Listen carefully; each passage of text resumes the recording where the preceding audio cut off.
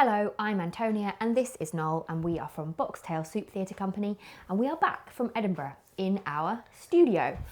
I'm sorry if there's a bit of extraneous noise. There's quite a lot of building work going around in this area at the moment, so apologies for any bangs, crashes or swearing that's nothing to do with us. We have had a fabulous month in Edinburgh. I always feel a little bit like I've gone in a washing machine and kind of been spat out by the end. Not in a bad way. It feels a bit like another world, doesn't it? Totally does. We should just say as well, obviously today's Wednesday, which is when we're putting this video out. Normally we put them out on Monday, but on Monday morning we were packing everything up. We were getting our stuff out of the venue, packing everything in the flat, and then we spent the day travelling back down to Kent. And so obviously we didn't do a vlog on Monday. We then, yesterday we kind of had a relaxing... Well, we could have done one yesterday. I'm afraid I persuaded Noel that we didn't need to do one yesterday. We could have rushed something out basically, and we thought it would just be nicer to wait. We knew we were coming in the studio, didn't we? Yeah, and we can have just a proper little chat. So that's what we've done. Yeah. So apologies for the delay, but we thought that we deserved a little bit of a rest yesterday, so we kind of vegged out in front of the telly. It was very nice. We had a fabulous time. Obviously, Noel's been keeping the vlogs going brilliantly while we've been away, so you'll have some sense of how it was going. Yeah, just to give people a quick idea of how we were doing. We were very, very pleased with our new venue this year. We moved to a bigger space. We moved to Pleasance, and we'd been at Underbelly for 5 years, which we loved, but we needed to move to a larger space. So we moved to Pleasance above, and we were very pleased with the space there. The stage was the same sort of size as you get in Big Belly, which is one of the reasons why we liked Big Belly, was because it had a nice big stage. But as we mentioned before, the capacity of the venue, Big Belly was 60, capacity of this venue was over 140. So it was a huge leap for us in terms of having to get way more people in, but we did. Yeah, I mean, in that sense, we were incredibly happy with how it all went. The space was really nice. The Pleasance team, who were the specific team that were running our venue, the wider Pleasance team were brilliant as well, very communicative and very helpful. But the team in our venue were absolutely fantastic. So we were very grateful and glad to have all of them around. Yeah, they were brilliant. There was Katie, there was Stella, Emily, Isabella, Fraser. So there were 5 of them, and they were kind of on rotation. Weren't they? But they were just so great, all of them. Yeah, and in a situation where at the Fringe, there's often very little time between shows. So the time you have to get your stuff in, get it set up, and then at the end of the show, take it down and get it out again before the next show comes in, is very, very short. So for those guys, they're kind of constantly under pressure from one side and the other, because you've always got someone coming in, and there's always a lot of little issues to deal with. They were just fantastic. Yeah, they were always really good-humoured, Yeah. Calm, professional, Yeah. and they worked so hard, and they must have been tired, I think, probably all the time, but they From were day always 2, I should think. lovely. They were exhausted, yeah. So we were so grateful to them, because they really did make it a pleasure. The whole thing was a pleasure. It's a really nice space as well. It's I mean, like you said, it's a nice size of stage, but also the seating rake, even though it's almost 150 seats, it's really nicely laid out. So there's a really good rake, and it means that it doesn't really matter where you're sitting in there. You can see very well. There's a good view from every seat, and it's lovely to perform to when it's full as well. And we did manage to fill it quite a few times. I mean, our audience for the numbers, kind of middle of the festival, the 2 middle weeks, it was basically full all the time. Yeah. And then in the last week, it really wasn't far off. So we were, but even then, even at the beginning, actually, when you've got your previews, and so you're kind of, you're looking at best, you're looking at sort of half full or whatever. But even then, it felt nice still, didn't it? It's a very friendly venue for that, because it didn't feel cavernous and empty, even when we were just starting out at the beginning. And so, yeah, we were so pleased, because we were very nervous about having gone up such a significant jump. It was over double what we'd had before, and so that was a bit intimidating. But it paid off. And we were really, really thrilled to have so many audience coming in. It was brilliant. The reaction to the show was fantastic as well. Audience reactions, while we were performing, were lovely. I mean, it's so nice to, I think, especially with something like this where it's a ghost story, so you've got a few little moments in there that are supposed to make people jump or are supposed to Or be a bit sort of give people a "Ooh," shiver yeah, or that kind of thing. When that is actually audible, it's just so lovely to hear. When you can actually hear like a little kind of shiver pass through the audience. There's a lot of nervous laughter, which really got me. It was very funny. There were a few good jumps. There was a couple of screams on the odd show, so that was really nice as well. And the feedback from the audience, both kind of in person and then on the Fringe website or wherever, on Twitter and on other social media stuff, just was absolutely lovely. And the sheer quantity and volume of it again was just so sweet of people to take the time to do that. I think that we make an announcement at the end of the show to say that word of mouth is the most important thing at the festival, and I really still maintain that it is. But people really took it to heart, and they really, really helped us. So if you were one of those people who either posted online or told lots of people about it or whatever, we only have you to thank really for the fact that the venue was so full all the time. And I think that the paperless element maybe encouraged people a little bit too. Yeah, I hope so. We've spoken about that a little bit, but we, as the same as we did last year, we were trying to do a sort of paperless Fringe where we didn't take any flyers. So we didn't have any flyers to give out. We just had, you can see our poster boards back here. So it was mostly you because I was often out doing street shows, but we would go out on the mile with the poster board and then a little sign saying, we don't have any flyers, please take a photo or scan the QR code. And the reaction to that on the street was really nice, and really positive, and people were kind of interested and also sort of were saying thank you and that they thought it was a great idea. So that's all good. And then I think actually after the show as well, when you explain that to people, maybe it just gave them a little more encouragement to help us out and help spread the word about the show. Yeah, I think it created quite a nice sort of element of good feeling between everyone, that we were trying to do something less wasteful, I suppose. Yeah. That's not to say that people who had flyers were wrong for doing so.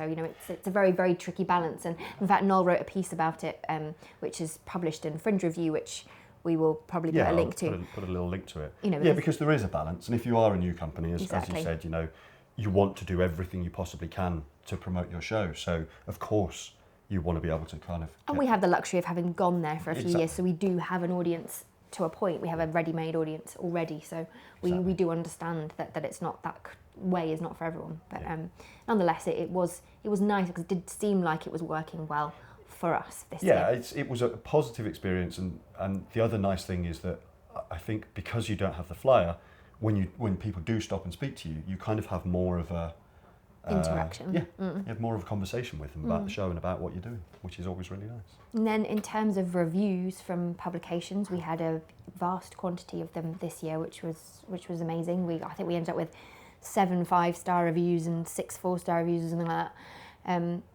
So which was lovely. But it's important, I suppose, to say that whilst the star ratings, there's a certain point in the festival early on where everybody's desperately trying to get some stars to slap on their posters and things to make their show stand out from the crowd, because obviously there are so many shows and you need to try and make yours seem like the one that people should book for. But we also, by the time you get to the end of the festival, they become a little bit less valuable in a way, don't they, the stars, because they're everywhere. Everybody's splattered stars over everything as much as they possibly can. Yeah. However, what we were very thrilled by really was and very grateful to everyone who did review the show, is that the reviews were all very carefully written and carefully considered. And there's lots of lovely quotes in those reviews that we can now use for the tour going forward. And so that makes a big difference. Yeah, the star ratings kind of become a devalued currency because you see so much of it about. I mean, that's not to say that we don't then splash them all over everything, which we totally do. And outside the Fringe, that it isn't useful. Of course, it's useful. It's fantastic to have that 5-star review. All I mean is, like you're saying, that because there are so many shows and there are so many different publications and it's so subjective, that by the end of the festival, you're sort of seeing 4 and 5 stars everywhere. So in that situation, it kind of doesn't carry as much weight as it might otherwise. So it's what becomes really important is the quality of what people have written, of what people have said about the show. You know, you actually start to look for the comments that people have made, or the quotes that you've got, the descriptions of the shows. So to have someone who's taken the time to give a really considered opinion about why they enjoyed the show and what was good about it is actually really, really useful and really encouraging as well. Because ultimately, yes, you use the reviews to promote the show, but also if it's a well-written review, you do look at it and consider the positives and the negatives. And you know, you will, in the past, you know, where we've had, maybe you've got a 3-star review from someone and they've had a legitimate critique or something that they didn't like so much about the show. If it's well considered, then you do actually sort of stop and go, oh, okay, you know, that's helpful, that is useful. But yeah, so this year we had some very lovely reviews, and they will be used and very useful to us with the show on tour and trying to convince venues to book it in the future, as are the audience reviews. They're all so helpful. So we're very grateful for all of that. The show itself, we were very, very pleased with. It's very difficult. You know, we spoke about that a lot before we went. We always have that slight thing of we have no idea whether it's good or whether people are going to enjoy it. And until you get there, and until you try it out, you just don't really know. And so it's always a little bit terrifying, but then very gratifying when it does work. It's so strange though, isn't it? How, you know, you're just not sure at all until you've at least performed it a few times, and then gradually your confidence in it begins to kind of recover. Yes, exactly. I think also that this show perhaps is a little more technically tricky. So there were a few bugs to work out in that sense at the very beginning, and I think that contributed to it as well, because there were a few moments where we just needed to get the right feel lighting wise, or the right effect, or get the sound just right, because that's just kind of the nature of a ghost story, isn't it? Exactly. I think those things make more they're more important. Normally we try not to rely on lighting or anything like that, but and that's not to say that I still think that this show weirdly would still work if there was no lighting. I think there's a particular moment that we would have to be very careful with, but nonetheless, for the Fringe we were using the lighting because we had it at our disposal, and it was nice when we finally there's one particular moment in the show which I'm not going to talk about too much because I don't want to spoil it for anyone who hasn't seen it, but if you have seen it, you'll probably know the bit I mean, where getting the timing of the lighting versus the thing that happens was crucial, and once we got it, it was great. It took a few shows in, but then we sort of hit that one. So yeah, I mean, as far as our performance and our show went, we had an absolutely fantastic month, and of course we saw some great stuff as well. We did. There's so much to choose from. It's almost impossible as well to remember everything because there'll be things that we saw right at the beginning. Yeah. But we saw Police Cops, who we always go and see. They're doing Police Cops, the musical this time. Just hilarious. Hilarious, absolutely hilarious. They're on at Southwark, I think, soon. So if you want something funny, that's just joyful and funny, we would always highly recommend them. We saw Beautiful Evil Things, which is theatre ad infinitum. I would imagine they're going to tour that show. It certainly would work well on tour. One woman show about Greek mythology. She's outstanding. The kind of the energy and the power and the physicality and the variety that she brought to it was absolutely amazing. Yeah. Some circus. We saw Sophie's Surprise 29th, which was a brilliant circus piece. The idea is it's sort of like a naughty's house party. It's hilarious. And then the skill level was way up there as well, wasn't it? Yeah, that was great. That was great. Yeah. What else did we see? Trainspotting live. Yeah, we saw Trainspotting live. That was intense. That was good. It was really good. It was so well performed. I mean, it was so impactful. Yeah, especially after having been at the festival quite a few times. You know, you might expect it maybe to have lost its edge, but they were brilliant. You know, everybody in it was fantastic, and I'd not seen the film, in fact, so I didn't. I mean, I good. knew something about it, but I didn't know a lot about it. But yeah, it was a lot, but it was we so saw a few good kind of one-person things in our venue, in and around our space. So we saw Wiesenthal, based on the life of Simon Wiesenthal. good. Yeah, which was very, very thought-provoking, as you might imagine. And Yeah, then that was good. a show called Buff, which was a beautiful one-person show as well. That they were both on in the smaller venue underneath, which is a lovely little venue to be in because it's very intimate. So for storytelling like that, it's beautiful. We saw some comedy. We saw all sorts.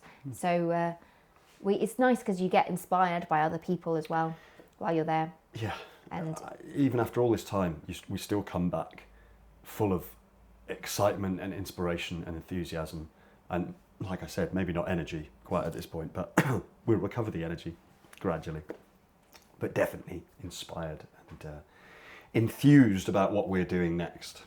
so I think the only thing that remains to say really is that Casting the Runes is going on tour, as we've mentioned already. It starts in Cheltenham at the end of the month. Those shows are nearly full. There are a few tickets left for each, but do book those ones if you want to come in Cheltenham, book soon. And then we move to Scotland, I think. I can't quite remember, you'll have to look on the website, but all of the tour dates are on the website and we keep updating that as well. There's probably going to be a few more London ones on there, so they will go up as and when they're available to book. So do keep your eyes peeled for any tour dates for Runes. We're also touring Alice in Wonderland at the same time for a family audience, so if you fancy that, that is also going out everywhere. And I think that's it for now, really. Yeah, I think so. We're going to go and gently... Have some lunch. Yeah, go and have some lunch. And then think about Alice. We want to do a few little tweaks for that show, so we're going to sort that out this week. But if you are enjoying the vlogs, please do give us a thumbs up, leave us a comment, ask us any questions you like, obviously about Edinburgh or anything like that. We'll be more than happy to try and answer as best we can. And we will see you again next time.